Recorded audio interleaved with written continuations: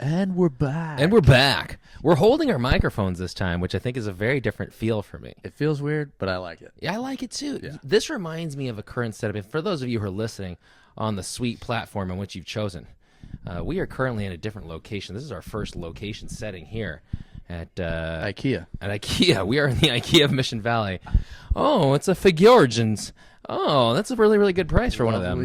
Lovely rug. I know. Wait, this didn't convey with the house? Oh, no. This was extra. Oh, wow. We went out and got this. No, this was actually a gift to Katie. How cool is that? A friend of hers, yeah.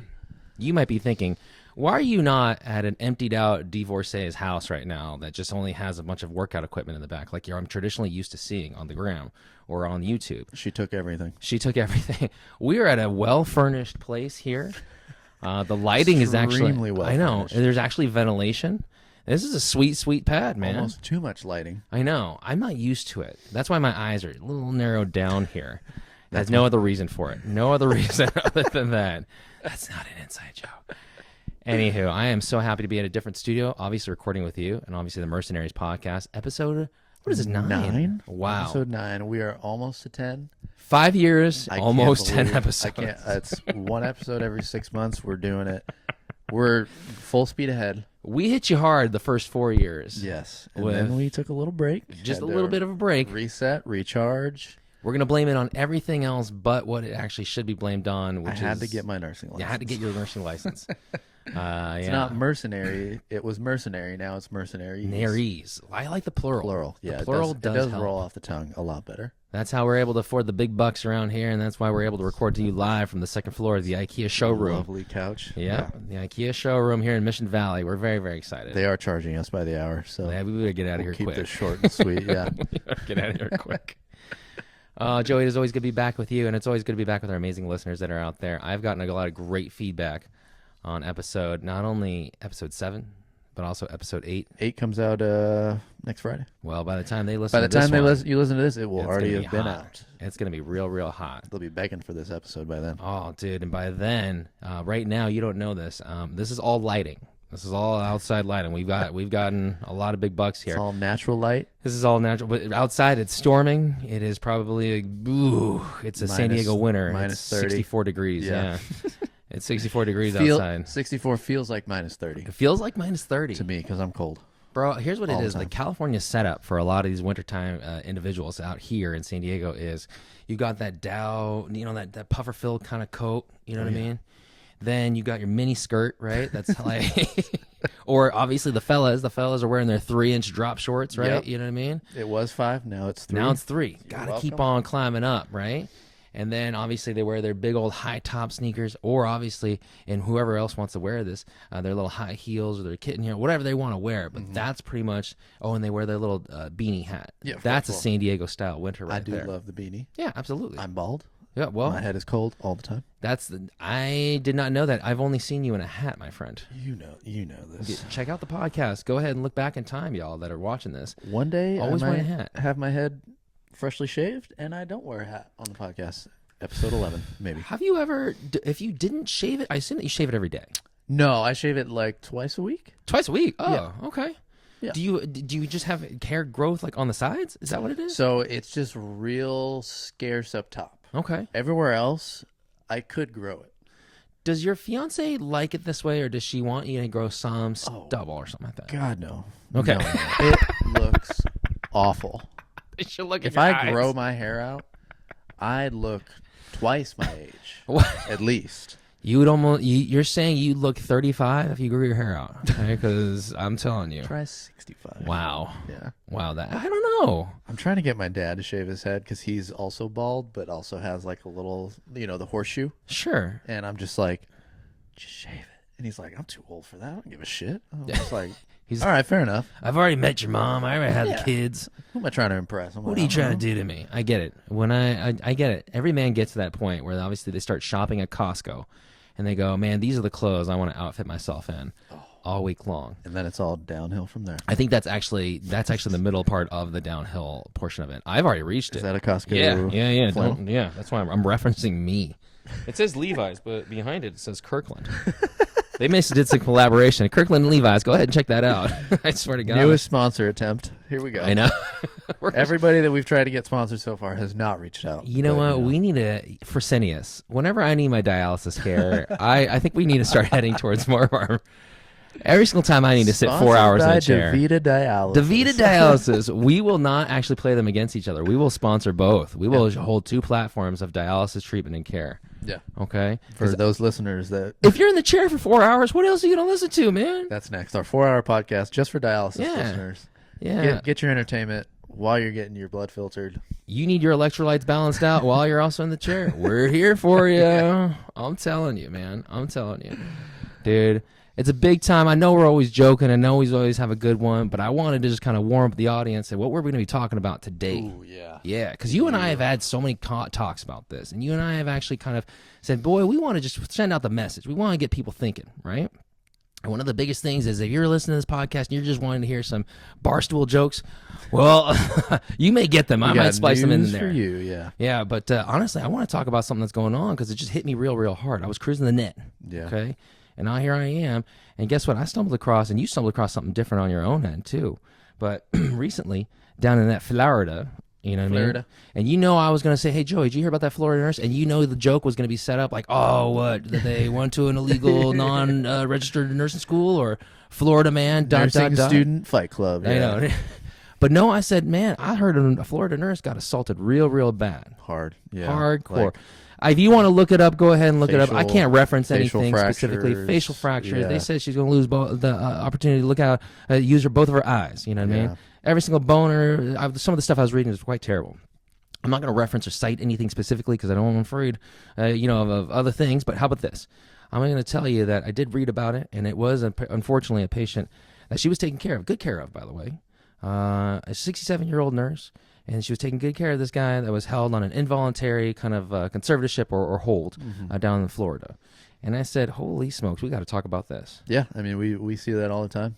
And a little too much. A little too much. Yeah. There are, hospitals around San Diego are definitely inundated with psych patients. Sure, but we're not even talking about San Diego. Yeah. We're talking about nationwide, worldwide. Yeah. Dude, worldwide. Now, mind you, there is a mental health crisis going on in the world, obviously, and this might be a little bit, that's a different podcast. That's going to be a different setup for podcast. Oh, yeah. But honestly, because I'm a nurse and now you're a nurse too, I feel like it's honestly important to kind of address, hey, man, how can we empower ourselves? How can we be alert about this stuff? How can we be aware about stuff? How can we help each other out? That's kind of a big thing for me. How can we make change? How can we make change? At your hospital, if you work in healthcare, like what does your hospital do for you? Yeah. To help you, make you feel safe. And then what can you guys do for each other, though, too? Like looking out on the line, I always say, hey, man, a bunch of nurses are lined up together for a 12-hour shift. We're in it. We're in it together, and we're here to kind of obviously service the needs of the county, city, or community in which you reside in. You know what I mean? You don't know what's coming through that door sometimes, man. And you could be even on a unit-specific floor. You still have no idea who's coming up to come visit you, and you have no idea how they're going to react to certain things, whether it be bad news, good news, different styles of medication, whatever it may be. You may find yourself in a precarious situation. Yeah. Now, obviously, I know, Joey, you're always talking about obviously taking care of yourself. You're obviously in the healthcare game. You're obviously in the self-wellness game, and wellness, health and wellness game. You're that full cycle, full circle. And I love that about you. What's kind of some of the stuff that you've even heard of? Like, have you ever heard, let me throw it back. Have you yourself ever been to a hospital before? Has your family members ever been to a hospital before and they've been kind of addressed in some scary kind of situations, maybe loud noises, maybe loud other patients, maybe loud people? How have you reacted to that? How has that kind of influenced you, affected you? I mean, I think everybody has a different approach when they have a patient that is maybe a little too verbally aggressive, physically assaulting, combative, altered, there's a million different things. There's a million different reasons as to why somebody might be altered or combative or, aggressive. For me working, in healthcare, I always am assessing what's going on. Like I'm always aware of my surroundings. I don't put my guard down. For 12 hours, that's a long time. It's a very, very long time. It's a very physically demanding state to be in. And it is, frustrating, I think, for a lot of people that they have to feel that way at work. We do have a job that can be dangerous at times. Absolutely. We have support, we have security. But, there are steps you can take to make sure that you are doing, the safest by yourself, your patient, the family members, security, everybody. I don't know. What are some of your, you know, interactions you've had with like certain patients or family members? You know what's so crazy is that honestly, it doesn't matter what it is. Any single time somebody raises their voice, even this kind of even goes back to my childhood. I always go, you start going, your eyes get a little wide. Yeah, You start looking around. Okay, all right. Everyone's like in the room. If we're talking, we hear someone kind of going off. And this doesn't even have to be, by the way, in the hospital. Mm-hmm. I mean, how many times have you been at the grocery store and somebody starts spouting off? You're like, what? You stop checking things out for a hot second because you're like, oh, wait, I want to make sure. This person isn't going to pop off on me or anybody else. Exactly. Or you're like, man, do I need to move from the situation? Or, man, I need to start shopping at a different grocery store. Man, I need to start going to a different hospital. Man, I need to start moving out of this kind of country city or whatever, et cetera. You know what I mean? Mm-hmm. So my whole situation is that every single time, having started off my career in Washington, D.C., it was like really, really rough house out there. You know what I mean? Not only did you have the sounds of the city, but you had lights and sirens all day, and you had like a very, very animated kind of community that was there. You know what I mean? That was very, very loud and aggressive with their patient care, et cetera. You know what I mean? I'm not saying it's not this way currently where I am, but I'm just saying, for me starting off my career there, I was like, oh, you are trained. You're almost like geared up from the very, very get-go when they kind of just throw you in, to the deep end. You're like, oh my gosh, you're already queued up and already kind of like well-versed on some loud sounds, etc. So that was like my first experience. Yeah. And you're right. I never thought about this, but, you are for a 12-hour shift or for how long your shift is. You are kind of queued up that entire time because you're always like, okay, cool. I'm comfortable, but I'm always reserving that little space. Yeah. Mm-hmm. Just in case I need to find an exit route. You know what I mean? In case I need to kind of get out of this room, in case I need to get out of a precarious situation that, I didn't want myself in, but I find myself in. Yeah. I mean, sometimes we don't have a choice. That's the patient that we get assigned to. And, we have to make sure that they're safe, we're safe, everybody else is safe. And whether that involves, asking family members to leave that are being verbally aggressive or, threatening to assault staff because they don't like the way their family member's been taken care of. Like, yeah, it is frustrating. I can't imagine what it's like for that family member being in that situation, not knowing what's going on with their family member because they don't have any medical background, and that's not their fault.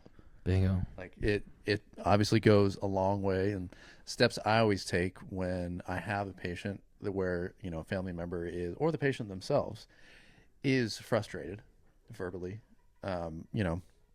doesn't know what's going on, doesn't know why they're sick, doesn't know, what's going to happen next. It really goes a long way when you explain the steps to them. Yeah. Guess what? The doctor doesn't do that 9 times out of 10. They're not going to be like, first we're going to get labs. They're going to come get you for a chest x-ray. Then they're going to take you to the CT scanner. The labs will take about an hour to get back. Can I get you a pillow and blanket while you're waiting? I'll update you when your blood work's back. I'll have the doctor come talk to you when all the tests are back.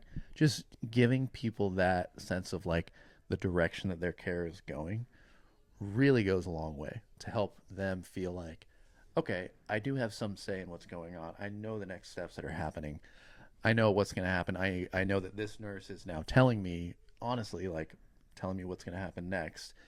And I feel like that is a good thing, at least, from the patient's perspective. Just knowing what's going to happen next goes a long way to make them feel a little less scared, because the unknown is what they're scared of. They have no idea what's going to happen. They don't know if this is, a life or death situation that they're in. And just helping them kind of guide them along that path really helps people like feel a little bit more secure and comfortable, even though this is, this could be the worst day of their life. Sure. Yeah. Sure, absolutely. Another theory that or another thought that always kind of comes across my mind is that, you said it kind of right, where a lot of people just don't have that kind of background knowledge or kind of understanding. I feel the same exact way whenever single time I have to drop off my car to the car dealership. I know nothing about a car, y'all. If you even saw my car, you'd be like, this man knows nothing about cars. I don't even know why he just don't walk everywhere. My gosh. But you have to understand, every single time I take it, so you hear a rattling, you hear like maybe it's not picking up, or, every single time I press the gas, it just doesn't go anywhere. I think that's pretty normal for a car. Long story short is I'll send it into the dealership, right? And I don't know anything about a car. I never took auto shop, despite my look right now as a grease monkey. I never took auto shop when I was in high school or anything like that. And even then, it would just be so far different than what the cars are nowadays. Apparently they don't have a crank to it anymore. They don't take coal anymore. Not since 1850. This is blowing my mind. But you see the frustration because they're like, oh, this thing's wrong and that thing's wrong, and they're naming stuff off that, like, obviously you've heard maybe in movies and stuff like that before, in those car movies that I used to watch all the time, and those Fast and Furious joints. But Tokyo Drift. Yeah. Shout out Lil Bow Wow. Shout out Little Bow Wow. I think it's Wow now. I think that's all he goes by now. Just Bow. Yeah, or just Bow. But no, the biggest thing is, and they hand you a bill at the end of it, and you're thousands, if not hundreds, if not thousands of dollars into it. And you're like, well, the frustration's already mounting, right? Because you are in a different world altogether. So naturally, people are already defensive, right? Yeah. Oh, how do I not know this? Oh, I should know this because it's my car. You know what I mean? It's my body. It's my mom's. It's my mom. And we joke about cars being $100,000, but like medical bills are actually that expensive. It's beyond, especially the car I drive around. It's definitely $100,000. No, all jokes aside, I mean, you can see the frustration kind of mounting real quick. Yeah. But part of it is kind of taking that time and also doing it. People don't choose to get sick. I mean, sure, I'm a firm believer of... Well, now those that are listening... Oh, wait a second. They've literally stopped the car. Choices, yeah. And, You're right. People don't actively... People aren't taught how to take care of themselves either. Like, it's not like you get that education when you're a kid. Bingo. You're not told to, like, eat healthy and exercise. You're told to sit down in a classroom for 8 hours and be told that you don't have ADHD, and if you do, you have to go on medication. That's a whole other issue. Yeah, they teach you a nutrition class because they obviously show you the plate or they show you the pyramid when you're 9 years old, and with all of your cognitive development at that point, because you understand the value of protein being, or about value of fats versus proteins versus carbs, etc. Obviously, every 9-year-old understands this, and then that's the last lesson. Carbs are the most important at the bottom. It's like no, dairy right there on top, right? Yeah. Thanks to that dairy industry. No, but that's what we're talking about, though, right? They show you at one time when you're 9 years old, and they expect you to kind of have your lifespan a little bit longer. You're going to adhere to that for the rest of the next 90 years of your life, and that's a little bit too far-fetched. Yeah. Man, honestly, but one of the things, too, is that, I got to ask you this. Obviously, you've done all your clinicals. You're kind of roaming around. You probably have a little bit more. You're closer to your clinicals than I was.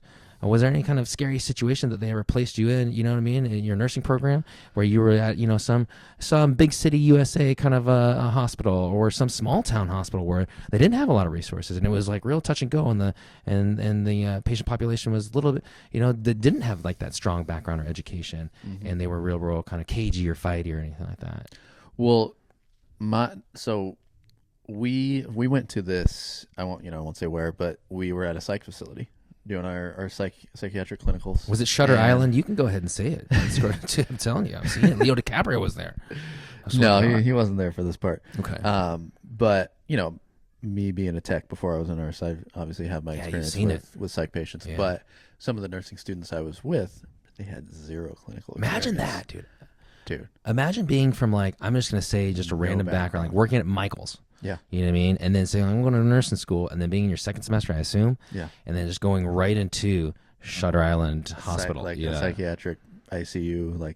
No, they wouldn't let us go in the ICU. We were in the normal section. What's normal to you? Call it normal, yeah. But we had, we got to sit in on this little, round table that one of the doctors would have with all the patients. It was like a 10 a.m. thing that they always did, where people would talk about how they're feeling, how, what they are doing for the day, like activities and stuff like that. And this other nursing student was sitting next to me, and she was like this tiny girl. And one of the psych patients kept looking at her and really focusing in on her. And she was obviously getting very uncomfortable. And the doctor was asking people, going around to all the patients, and then he landed on that psych patient who basically, I won't say what he said, but he said some inappropriate things, and the doctor was like, who are you referring to? And he pointed at her, and she was white in the face. Absolutely. Obviously terrified at this Absolutely point. And the patient wasn't being aggressive or standing up or threatening to come after her, but the doctor immediately turned around to us because we were sitting behind him, and he's like, you guys can bounce on out. You guys can, for your safety. You guys obviously. can head out. Yeah, like Absolutely. I'll take it from here. And that for her was terrifying. Absolutely. She did not come back for the rest of the psychiatric rotation. Sure, absolutely. And was very uncomfortable. She finished school. Obviously. Excellent. I'm glad that didn't deter her completely, and her future dreams, etc. I think she's going to stay away from being a psychiatric nurse. Sure, absolutely. Yeah, and that was just like, to me, that I was also like, whoa, like. And you had experience with all that I've had stuff. experiences, plenty of experiences with psych patients. But for you to even be kind of rattled like that too says something, right? Mm-hmm. You see that hyper focus happen sometimes with individuals, and I'm not even talking about, and I know we're not picking on psychiatric patients in particular, okay? Mm-hmm. But we are saying there's sometimes a hyper focus on patients and certain things, whether or not they're focusing on maybe just their own condition. They're just so hyper focused on this one aspect, and you're trying to educate them about how it's all kind of interrelated here. You know what I mean? And they just they're like, no, this is my dedicated thought and focus, and you're trying to do your best to kind of steer it in a positive, educational, teachable environment or moment. You know what I mean? And it seems improbable or impossible at that time. Even with in that case, in that situation, obviously the best thing to do is obviously get her out of there, just in case, you know what I mean, it becomes the focus of his or that individual's exacerbation of the signs and symptoms. But that's a kind of trying moment here. Yeah, it was definitely very uncomfortable for her. The nursing the teacher we had for the day, she's like, we're gonna go home now. Yeah. We'll be done for the day. Wow. Yeah. But imagine that. See, so you mentioned that there was a teacher there. Obviously, I mean, there was probably at least 5 students in your cohort or your little group. And then there was a therapist there. And then obviously there was probably the medical team that was also just in that facility nonetheless. Yeah. Sometimes, and it's unfortunate, it's very, very unfortunate when you hear about this story about the Florida nurse here, right?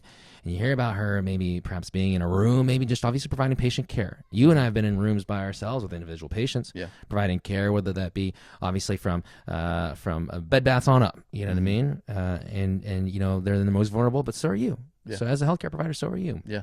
Yeah, it's important to make sure that you have adequate security with you if you think that a patient or family member is, kind of escalating, like having that presence just right away. Yeah. Like, don't hesitate. Don't wait to call for, security. That split second may be the entire difference. Like having them in there in the beginning goes a long way. But hey, they're just here to make sure that you're safe, we're safe, everybody's safe.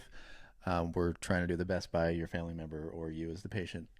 But for my safety and the safety of the staff here, security will be on standby just to make sure that everybody, is safe. That's what we care about. We are a healthcare facility. We have to make sure that everybody is safe. Yeah, that's our job. Isn't that crazy? Because you mentioned that we're a healthcare facility, and it's so funny because there's some hospitals in the world, in the country, maybe even in your state that you're listening to, or even in the city in which you're listening to, that become catch-alls for everything, right? You know what I mean?